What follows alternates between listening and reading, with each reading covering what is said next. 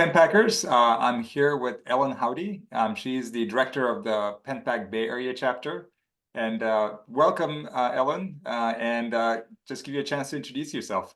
Thank you. I'm thrilled to be here. My name is Ellen Howdy, and I was Wharton 92 undergrad.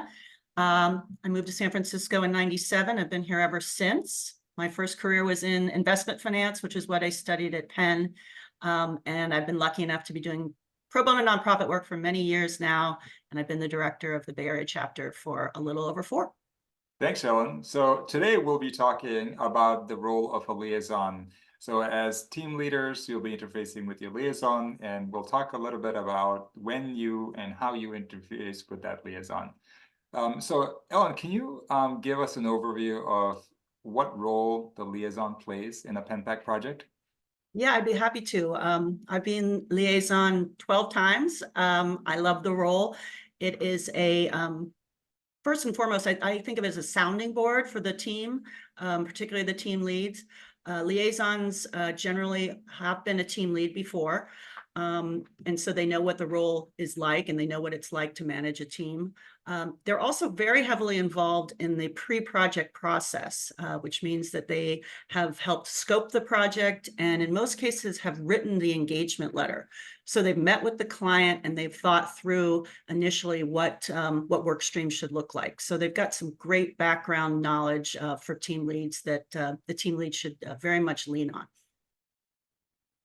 So it starts off with that, and then they also work on the engagement letter, right? And then how do they work with the team, or when should the project team lead work with the liaison? Yeah, so the interaction starts before the project when the liaison delivers the engagement letter to the team leads, and ideally sits down with them and talks through kind of how the process works, give them a little background on the client and how that scoping process worked again. I encourage team leads to share deliverables with liaisons before they're delivered to the client. I also encourage team leads to talk to the liaison about the final work streams that they and the team have come up with. Because the liaison was involved in the scoping and the engagement letter, they probably had some ideas on what the work stream should be. And so it's always nice to, have another set of eyes and to really get any sort of support and feedback from the liaison as the team starts to build out the work streams and the deliverables. Okay, great. And what would be some examples of times when, during the course of the project, you would want to loop in your liaison? Well, as I mentioned at the beginning, going through work streams, slide decks, I think it's great to get the liaisons feedback on slide decks before they're delivered to the client. So if ideally we get the slide decks to the client 24, 48 hours in advance of the meeting, that means team lead should really think about how long it will take for the liaison to provide feedback. So I'd say in general, it makes sense to have deliverables done 4 days before presentation to the client, 2 days of interaction with the liaison, and then 2 days in the client's hands in general. So that's kind of a more procedural touch points with the liaisons. Sometimes things will come up that are unexpected, whether it be a situation with the client. Let's say the client is not providing information in a timely manner, or you're struggling to schedule stakeholder interviews. People are not being responsive. That's a great opportunity to reach out to liaison and first and foremost ask for advice. How do you think we should handle this? Oh, excuse me, sorry. And it might make sense for the liaison to help the team lead interact with the client on the issue.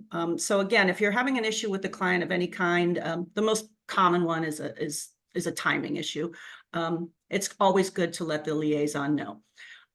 Similarly, on the team side, if you're having a hard time maybe working with one of your team members, it's always good to bring the liaison in as quickly as possible. Not necessarily, they're not necessarily going to work on your behalf with that team member, but again, they could be a sounding board. They can help you maybe try to figure out the best approach. And if you need them to interact with the team member, that's certainly fine. But it's really up to you all to work together and figure out how to solve maybe a small situation. That's great advice. So what would be a few takeaways from this conversation?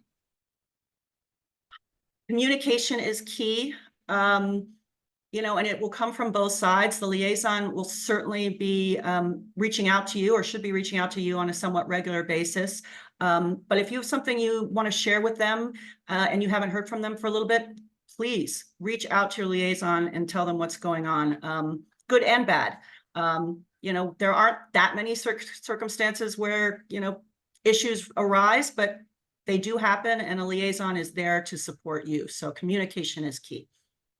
Thank you, Ellen. Thanks, AJ.